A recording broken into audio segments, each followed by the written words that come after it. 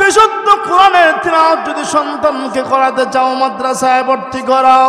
আল্লাহু আকবার। কোন সন্তান যদি মাদ্রাসায় ভর্তি হয় আর যদি পড়ে আল্লাহু আকবার বিসমিল্লাহির রহমানির রহিম এতটুকু শুধুমাত্র পড়েছে, কেমন হাকিমিন ডাক দিয়ে বলে, হে পৃথিবীর মানুষেরা, সন্তানকে মাদ্রাসায় নিয়ে ভর্তি করো, সন্তানকে সাবাহি মক্তবে পাঠাও। আল্লাহু আকবার। হিফজখানায় সন্তানকে ভর্তি করো। তোমার সন্তান আল্লাহর কালাম পড়তে যায় শুধুমাত্র বিসমিল্লাহির রহমানির রহিম এতটুকুন তিলাওয়াত করবে। এতটুকুন তিলাওয়াত করো সিরায় মহান আল্লাহ রাব্বুল আলামিন ওই সন্তানের মা বাবার কবর আযাবকে মাফ করে জান্নাতে পৌঁছে দিবে। লাভ আছে কি আছে না? আরো জোরে কোন। শুধু তাই না, কথা যেহেতু আসলে বইলাই দি, আল্লাহর নবী আরো বলেন, মান ক্বারাআল কুরআনা ওয়া আমিলাহু, মান ক্বারাআল কুরআনা ওয়া আমিলা বিমা ফিহি উলবিসা ওয়ালিদাহু তাজাই ইয়াউমাল কিয়ামা। হাফেজে কোরআন যে নাকি কোরআনকে পড়ে কোরআনকে মুহাব্বত করে, সে তো কোরআনকে মুহাব্বত করার কারণে, কোরআনকে সিনা জায়গা দেওয়ার কারণে আল্লাহর জান্নাতের বাসিন্দা হবে। রে হাফেজে কোরআন, শুধু তুমি না, তোমার মা বাপ যারা তোমাকে মাদ্রাসায় দিয়েছে কোরআন শেখার জন্য, ঈমান শেখার জন্য, আল্লাহর জমিনে আল্লাহর দ্বীনকে প্রতিষ্ঠা করার জন্য, আল্লাহর জমিনে রাসূলের সুন্নাহকে প্রতিষ্ঠা করার জন্য নিজের সন্তান থেকে মাদ্রাসায় দিয়েছে কোরআন শেখার জন্য। আল্লাহু আকবার। এই জন্য হাফেজে কোরআনকে সম্মান দেওয়া হবে, ইজ্জত দেওয়া হবে। শুধু হাফেজে কোরআনকে সম্মান দিয়ে শেষ না, তার মাতা পিতা যারা তাকে মাদ্রাসা দিয়েছে, কষ্ট করে মাদ্রাসায় পড়ায়, অর্থের অভাব, টাকা পয়সার অভাব, এরপরে সন্তানকে পৃথিবীর কোনো কাজে লাগায় না, নিজের সাংসারিক কাজে না লাগাইয়া মাদ্রাসা দিয়ে দিছে, রাতের আধারে কান্নাকাটি করে, প্রভু আমার সন্তান থেকে মাদ্রাসায় দিয়েছি, তুমি হাফেজ বানাও, আলেম বানাও। এই নিয়তে যে সন্তানকে মাদ্রাসায় দিল, আল্লাহর নবী ঘোষণা করে, উলবিসা ওয়ালিদাহু তাজাই ইয়াউমাল কিয়ামা। কিয়ামতের কোন মাসরে ওই হাফেজ কোরআনের মাতা পিতার মাথায় মহান আল্লাহ একটা নূরের মুকুট পরায়া দিবে। আমি সূরাতুল আহকাফ থেকে একটা আয়াত কারিমা তিলাওয়াত করেছি,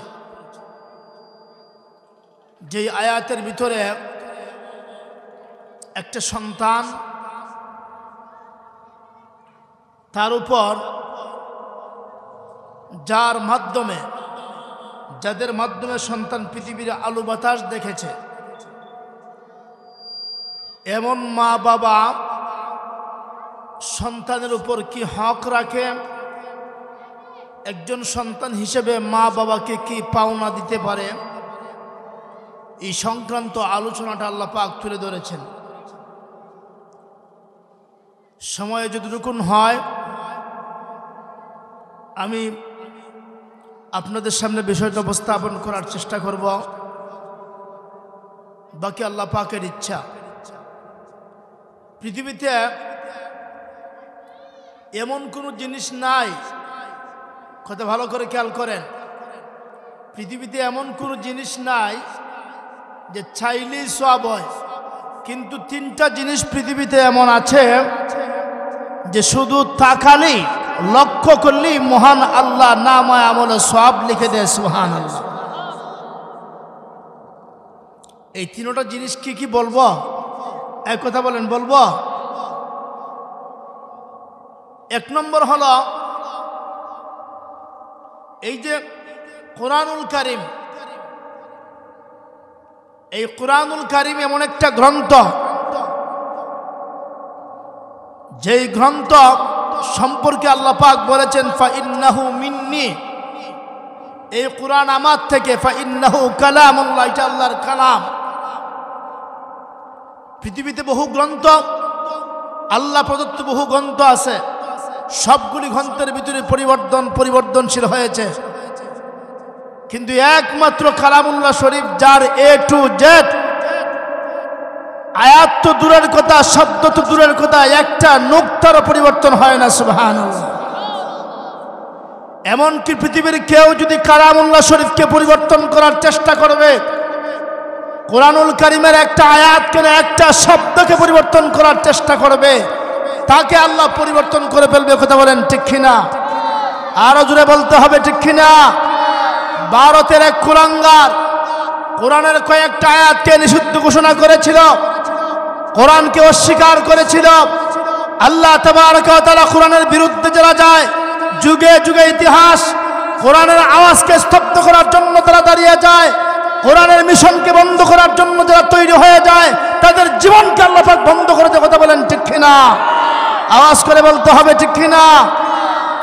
শেষ পর্যন্ত ওই সিকিটা যা শুনলাম, এর জামা জুমা টাইনা সিরালাইছে, এরা হাফ প্যান্ট পরায় দৌড়াইছে, ঠিক না? ঠিক। আরো জোরে এখন এই জন্য পরিষ্কার করে বলছি, কোরআনের বিরুদ্ধে যারা কথা বলতে আসবে, ইসলামের বিরুদ্ধে যারা কথা বলতে আসবে, কোরআনের আওয়াজকে স্তব্ধ করার জন্য যারা আসবে, কোরআনের আওয়াজ তো স্তব্ধ হবে না, তার গোটা জিন্দেগি স্তব্ধ হয়ে যাবে। ঠিক কিনা? আওয়াজ করে বলতে হবে ঠিক কিনা? এই জন্য শান্তি আর মুক্তি যদি পেতে চাও, শান্তি আর কল্যাণ যদি পেতে চাও, কোরআনের ছায়াতল ছাড়া কোনো বিকল্প ব্যবস্থা নাই। ঠিক কিনা?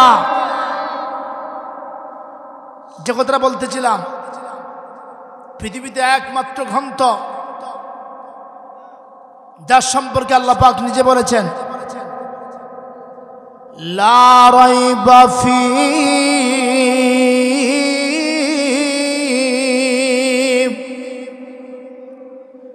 মানুষ যে কোনো গ্রন্থ লেখার পরে সে আবার পরিষ্কার করে বলে দেয়, যদি কোনো ভুল ত্রুটি অবলোকন হয়, কোনো ভুল ত্রুটি যদি দৃষ্টিগোচর হয়, পরবর্তী সময়ে সংস্কার করে দিব। বলে কি বলে না? আরো জোরে কন। কিন্তু আকামুল হাকিমিন, একমাত্র গ্রন্থ কালামুল্লাহ শরীফ, যার শুরু থেকে শেষ পর্যন্ত ভুলের কোনো সন্দেহ নাই, ভুল নাই, দ্ব্যর্থহীন ভাষা আল্লাহ ঘোষণা দিয়েছে। যদি ভুল ধরতে পারো, শুধু তোমরা না, হে কাফের শক্তিরা, শুধু তোমরা না, তোমাদের সঙ্গ পাঙ্গ যা আছে, কিয়ামত পর্যন্ত কোরআনের দিকে ভুল ধরার চেষ্টা করবে। কোরআনের আয়াত তো দূরের কথা, শব্দ তো দূরের কথা, একটা নক্তা পর্যন্ত ভুল ধরার তোমরা ক্ষমতা রাখো না। ঠিক কিনা? এই কোরআন আল্লাহর কালাম, ওই কালাম যেখানে থাকবে, যে পরিবেশে থাকবে, যে জায়গায় কোরআনের তিলাওয়াত হবে, আকামুল হাকিমিন ডাক দিল, পৃথিবীর মানুষেরা রে, কোরআন থেকে বরকত গ্রহণ করো। আল্লাহু আকবার। বারিকু বিল কুরআনি, কোরআন থেকে বরকত গ্রহণ করো। ফা ইন্নাহু মিন্নি, এই কোরআন আমার পক্ষ থেকে। কোরআন যেখানে যায়, আল্লাহর পক্ষ থেকে বরকত নিয়ে সেখানে হাজির হয়ে যায়। ঠিক কিনা? কিন্তু দুঃখজনক হলো সত্য, আজকে আমরা কোরআনকে ঘর থেকে বের করে বাহিরে দিয়ে দিই। ঘরে কোরআনুল কারীম এটা বের করে কয় না, এটা না হুজুর দেয়, মসজিদে তুই আয়। এই কোরআনের জায়গা ঘরের ভিতরে নাই, আছে কি আছে না? আরো যদি কোন আছে কি আছে না? না, যতক্ষণ পর্যন্ত কোরআনকে বুকে ধারণ না করবে, কোরআনকে যতক্ষণ পর্যন্ত আশ্রয় না দিবে, কোরআনের ছায়া ধরে না আসবে, যতক্ষণ পর্যন্ত কোরআনকে কলিজার চেয়ে বেশি মোহাব্বত না করবে, ততক্ষণ পর্যন্ত তোমার ঘরে শান্তি আসতে পারে না। ঠিক কিনা? আরো জোরে কন। রে পৃথিবীর মানুষেরা, কোরআন যদি তোমার ঘরে থাকে, কোরআনের তিলাওয়াত যদি তোমার ঘরে থাকে, ফজরের পরে তোমার ঘরে সূরাতুল ইয়াসিন তিলাওয়াত হয়, ইয়াসিন ওয়াল কুরআনিল হাকীম ইন্নাকা লামিনাল মুরসালিন আলা সিরাতিন মুস্তাকিম। ওই কোরআনের তিলাওয়াত যদি তোমার ঘরের ভিতরে থাকে, কোরআনের চর্চা যদি তোমার ঘরের ভিতরে থাকে, আল্লাহর কসম করে বলি যেই ঘরে কোরআনের তিলাওয়াত হয় ওই ঘরটাকে মহান আল্লাহ বরকত দ্বারা পুরোপুর করে দেয়, ঠিক কিনা? এমনকি সূরাতুল ওয়াকিআর তিলাওয়াত যদি নিয়মিত কোনো ঘরের ভিতরে হয়, আল্লাহর নবী ডাক দিয়ে বলে, উম্মতেরা রে, সূরাতুল ওয়াকিআর তিলাওয়াত যদি ঘরের ভিতরে নিয়মিত থাকে, আল্লাহর নবী ঘোষণা করে ওই ঘরটার ভিতরে কখনো অভাব অনটন আসবে না, ঠিক কিনা? সুতরাং বরকত যদি চাও, কল্যাণ যদি পেতে চাও, ঘরটার জান্নাতি ঘর যদি বানাতে চাও, আল্লাহর কালামের তিলাওয়াতের চর্চা ঘরের ভিতরে করো। সূরাতুল ইয়াসিনের তিলাওয়াত হবে, মাগরিবের পরে সূরাতুল ওয়াকিয়া তিলাওয়াত করা হবে, এশারের পরে সূরাতুল মুলুকের তিলাওয়াত হবে, ফজরের নামাজের পরে সূরাতুল ইয়াসিনের তিলাওয়াত হবে। রাজি আসেনি? আরো জোরে এখন। কিন্তু এই তিলাওয়াত এখন নাই, উল্টা গান বাজনা গড় ভরপুর আছে। কি পেনপেনানি গান, গানের শব্দ শোনা যায়, কোরআনের আওয়াজ শোনা যায় না, তিলাওয়াত নাই। আছে কি আছে না? গান এটা জিনার বাজার গরম করে, আর কোরআনের তিলাওয়াত সমাজে ঘরে পরিবেশে শান্তি আনয়ন করে, ঠিক কিনা? এই জন্য গান চাটতে হবে,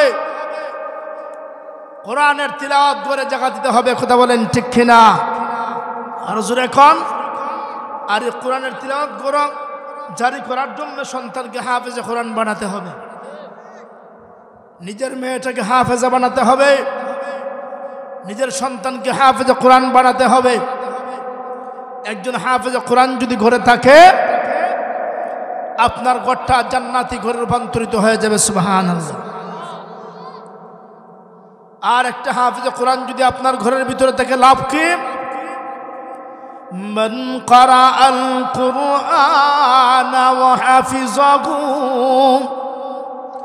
ফাস্তাযহারা হালালাহু ওয়া হাররামা হারামাহু ওয়া আদখালাহু আল্লাহুল জান্নাহ। আল্লাহর নবী বলেন, মান ক্বারাআল কুরআনা, যে নাকি কোরআন তিলাওয়াত করে, যে নাকি আল্লাহর কালাম সুমধুর কণ্ঠে তিলাওয়াত করে হাফেজে কোরআন হয়, কোরআনকে সিনার ভিতরে ধারণ করে, ফাস্তাযহারাহু ফাআহল্লা হালালাহু ওয়া হাররামা হারামাহু আদখালাহু আল্লাহুল জান্নাহ। কোরআন বলেছে হালাল গ্রহণ করে, কোরআন বলেছে ওইটা হারাম বর্জন করে।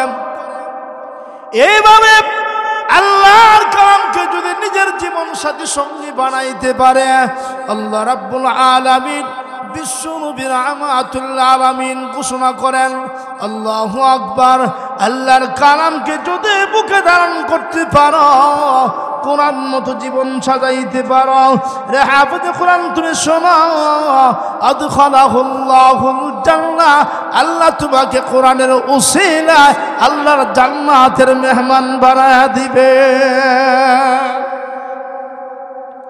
শুধু হাফেজে কোরআনকে জান্নাতে দিয়ে শেষ না, আল্লাহু আকবার, ওয়া শাফাআহু ফি আশরাতিন মিন আহলি বাইতিহি কুল্লুহুম ক্বাদ ওয়াজাবাত লাহুন নার। তোমাকে তো জান্নাতে দিব, আর তোমার ফ্যামিলি পরিবার থেকে এমন 10 জন মানুষ যাদের জন্য জাহান্নামের আগুন রেডি হয়ে গেছে, জাহান্নামের আগুন বরাদ্দ হয়ে গেছে। এ হাফেজ কোরআন তুমি শোনো, তোমার ফ্যামিলি পরিবার থেকে 10 জন মানুষ যাদের জন্য জাহান্নামের আগুন রেডি, এমন 10 জন মানুষকে তোমার সুপারিশে আল্লাহর জান্নাতের মেহমান করে দেওয়া হবে। এর লাভ আছে কি আছে না? এই যে মাদ্রাসা, এখানে কোরআন তিলাওয়াত হয় কি হয় না? আরো জোরে কোন। বিশুদ্ধ কোরআনের তিলাওয়াত যদি সন্তানকে করাতে চাও, মাদ্রাসায় ভর্তি করাও। আল্লাহু আকবার। কোন সন্তান যদি মাদ্রাসায় ভর্তি হয় আর যদি পড়ে আল্লাহু আকবার, বিসমিল্লাহির রহমানির রহিম, এতটুকু শুধুমাত্র পড়েছে, কেমন হাকিমিন ডাক দিয়ে বলে, হে পৃথিবীর মানুষেরা, সন্তানকে মাদ্রাসায় নিয়ে ভর্তি করো, সন্তানকে সাবাহি মক্তবে পাঠাও। আল্লাহু আকবার। হিফজখানায় সন্তানকে ভর্তি করো। তোমার সন্তান আল্লাহর কালাম পড়তে যায় শুধুমাত্র বিসমিল্লাহির রহমানির রহিম এতটুকু তিলাওয়াত করবে, এতটুকু তিলাওয়াত করো সিরায় মহান আল্লাহ রাব্বুল আলামিন ওই সন্তানের মা বাবার কবর আযাবকে মাফ করে জান্নাতে পৌঁছে দিবে। লাভ আছে কি আছে না? আরো জোরে কোন। শুধু তাই না, কথা যেহেতু আসলো বইলাই দি, আল্লাহর নবী আরো বলেন, মান ক্বারাআল কুরআনা ওয়া আমিলাহু, মান ক্বারাআল কুরআনা ওয়া আমিলা বিমা ফিহি উলবিসা ওয়ালিদাহু তাজাই ইয়াউমাল কিয়ামা। হাফেজে কোরআন যে নাকি কোরআনকে পড়ে, কোরআনকে মুহাব্বত করে, সে তো কোরআনকে মুহাব্বত করার কারণে, কোরআনকে সিনা জায়গা দেওয়ার কারণে আল্লাহর জান্নাতের বাসিন্দা হবে। রে হাফেজে কোরআন, শুধু তুমি না, তোমার মা বাপ যারা তোমাকে মাদ্রাসায় দিয়েছে কোরআন শেখার জন্য, ঈমান শেখার জন্য, আল্লাহর জমিনে আল্লাহর দ্বীনকে প্রতিষ্ঠা করার জন্য, আল্লাহর জমিনে রাসূলের সুন্নাহকে প্রতিষ্ঠা করার জন্য নিজের সন্তান থেকে মাদ্রাসায় দিয়েছে কোরআন শেখার জন্য। আল্লাহু আকবার। এই জন্য হাফেজে কোরআনকে সম্মান দেওয়া হবে, ইজ্জত দেওয়া হবে। শুধু হাফেজে কোরআনকে সম্মান দিয়ে শেষ না, তার মাতা পিতা যারা তাকে মাদ্রাসা দিয়েছে, কষ্ট করে মাদ্রাসায় পড়ায়, অর্থের অভাব, টাকা পয়সার অভাব, এরপরে সন্তানকে পৃথিবীর কোনো কাজে লাগায় না, নিজের সাংসারিক কাজে না লাগাইয়া মাদ্রাসা দিয়ে দিছে, রাতের আধারে কান্নাকাটি করে, প্রভু আমার সন্তানকে মাদ্রাসায় দিয়েছি, তুমি হাফেজ বানাও, আলেম বানাও। এই নিয়তে যে সন্তানকে মাদ্রাসায় দিল, আল্লাহর নবী ঘোষণা করে, উলবিসা ওয়ালিদাহু তাজাই ইয়াউমাল কিয়ামা, কিয়ামতের কোনের মাসরে ওই হাফেজ কোরআনের মাতা পিতার মাথায় মহান আল্লাহ একটা নূরের মুকুট পরায়া দিবে। এই নূরের মুকুটটা আমরা পড়তে চাই কি চাই না? আরো জোরে কম। ভার্সিটি কলেজে পড়াইলে পড়ানো অসুবিধা নাই, কিন্তু নূরের মুকুট মাথায় দিবে কোনো ওয়াজ শুনছেন আপনারা? এমন কোনো কথা শুনছেন? হ্যাঁ, ইঞ্জিনিয়ার সাহেবের বাপের মাথায় মুকুট দেওয়া হবে, শুনছেন? ব্যারিস্টার সাহেবের বাপের মাথায় মুকুট দেওয়া হবে, শুনছেন? ইঞ্জিনিয়ার বানান বারো কথা, ব্যারিস্টার বানান বারো কথা, লয়ার বানান বারো কথা।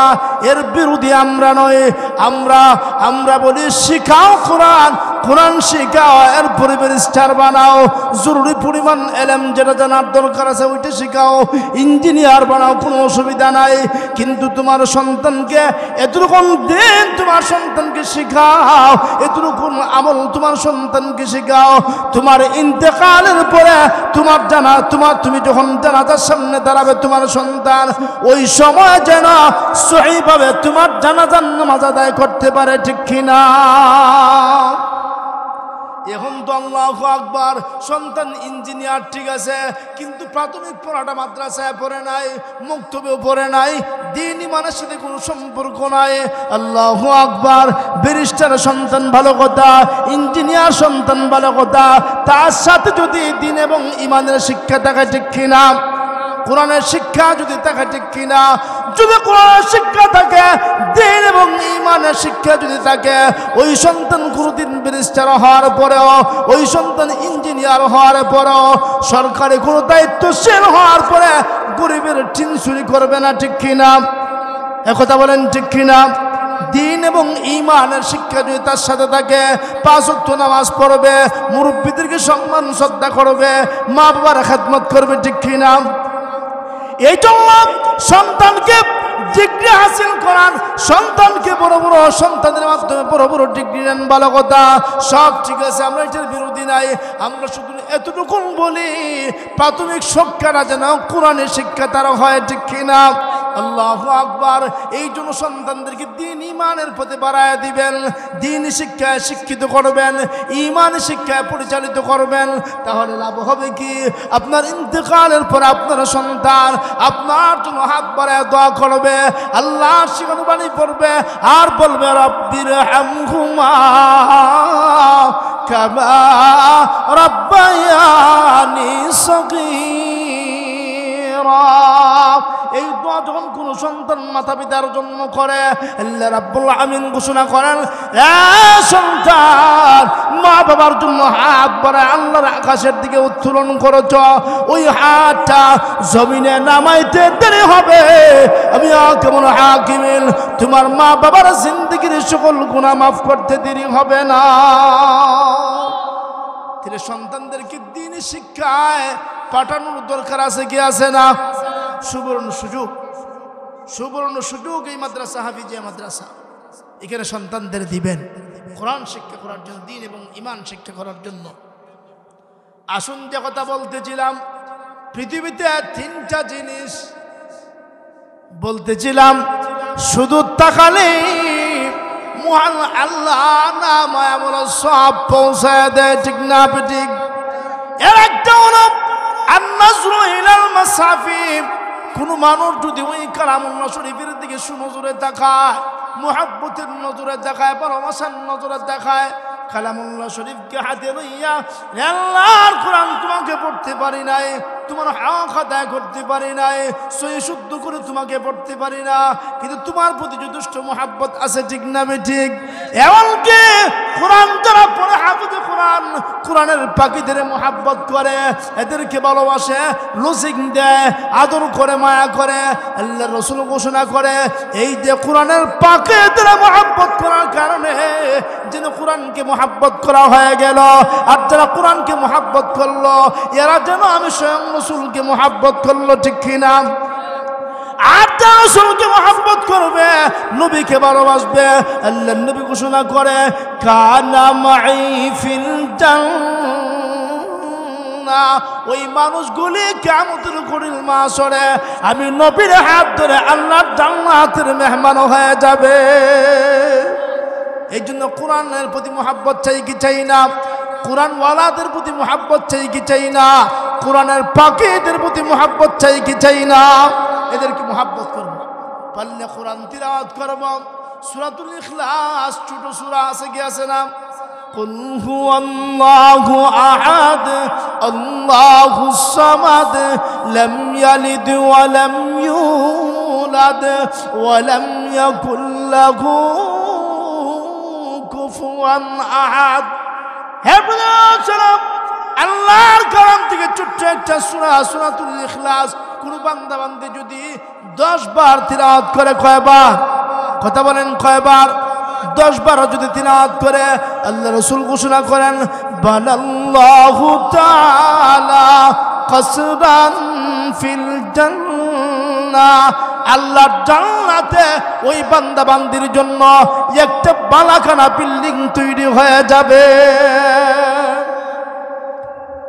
দুনিয়াতে অনেক সময় বিল্ডিং তৈরি করার সামর্থ্য দেখে না, শক্তি দেখে না, ব্যবস্থা আছে কি আছে না?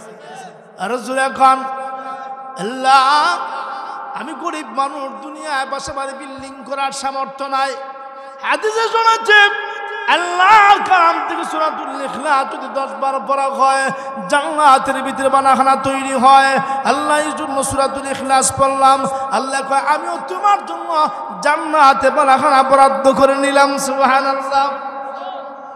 আবার কেউ যদি সূরাতুল ইখলাস 20 মাররাতান 20 বার সূরাতুল ইখলাস তিলাওয়াত করে, আল্লাহর নবী ঘোষণা করে বানাল্লাহু তাআলা কাসদাইন ফিল জান্নাহ, আমার তৈরি জান্নাতে 2টা পালাখানা বিল্ডিং তৈরি হয়ে যাবে। কয়টা?